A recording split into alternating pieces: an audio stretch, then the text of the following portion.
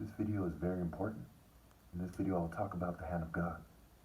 They are fuming me and poisoning me and causing me cognitive impairment to a small degree at this time, which hints at a larger degree in the future. That's why my orders are to rally.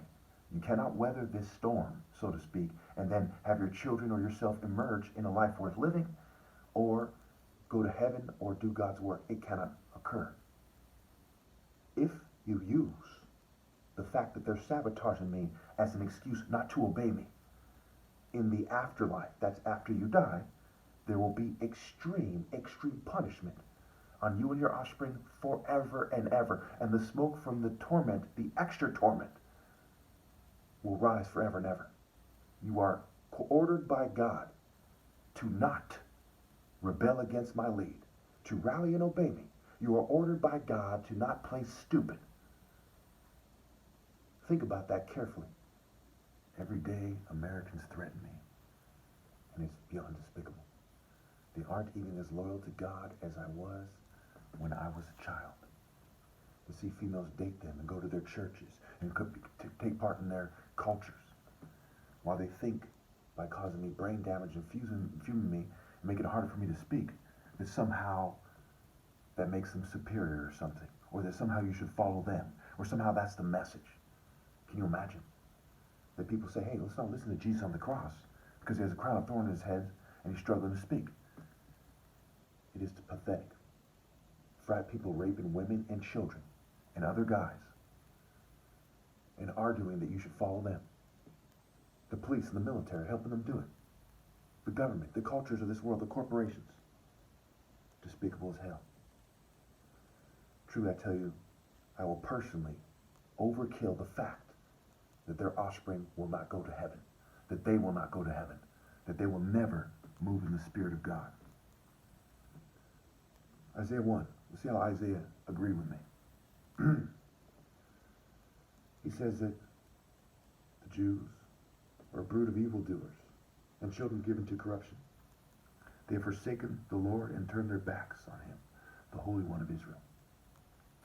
Going on to verse 5. It says, why should you be beaten anymore? Why do you persist in rebellion? Your whole head is injured and your whole heart afflicted. So they're fucking insane and they don't have heart. They should obey God through me and be healed. And even the son of two doctors to overkill what they should do. But they don't care about each other enough. They don't care about the people they rule over enough.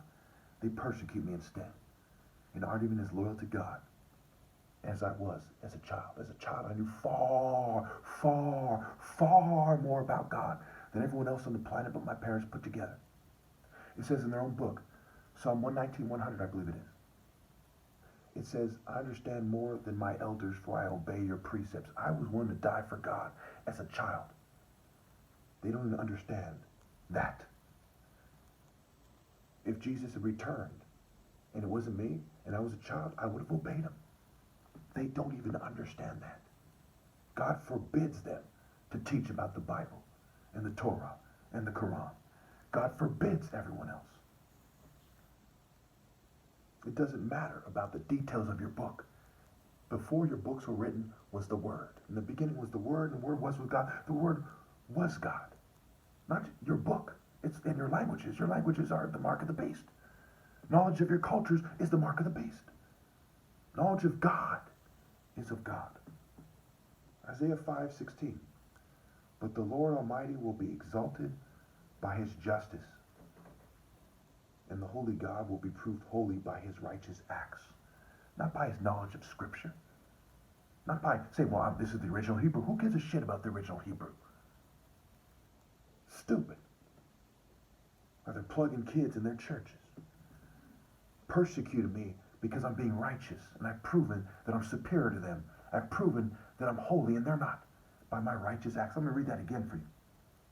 But the Lord Almighty, and God in the righteous, will be exalted by his justice. Justice. Not social norms, not knowledge of Scripture, not mere human rules, customs, and traditions, but justice. And the holy God will be proved holy by his righteous acts. Like my top martial arts challenge and standing on my own 10 toes facing the entire world why they've gone astray, except for my parents who are blameless. Going down to Isaiah 5:12, it says they have no respect for the deeds of God and the quote-unquote work of his hands. The work of his hands. Now, what are these works, you non-martial artist rebels?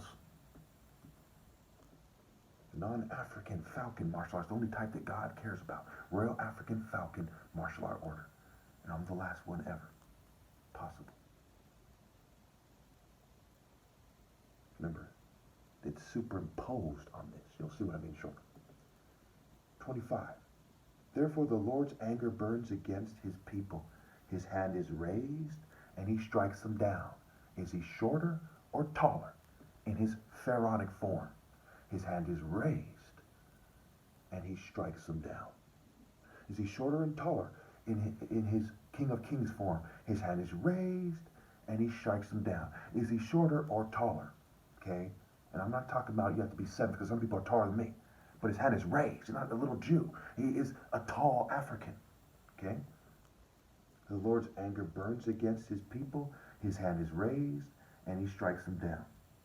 The mountains shake, and the dead bodies are like refuse in the streets. Yet for all this, his anger is not turned away. His hand is still upraised. So the works of his hand, they're martial art works. They're the essence, like I've said many times.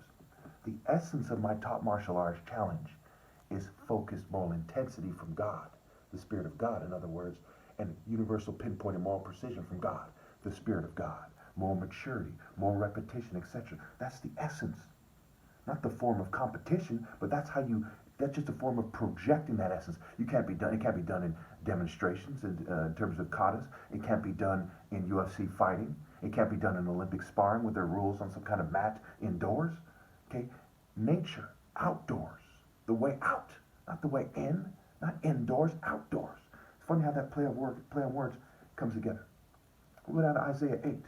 This is Isaiah, the guy who predicts Jesus, especially in Isaiah 16 and Isaiah 42. It talks about the servant of the Lord and so on and so forth.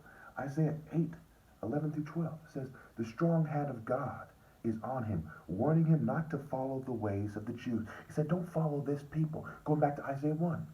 They are a brood of evildoers and children given to corruption. Don't listen to them. This is our traditional order. These are our customs. Don't listen to them.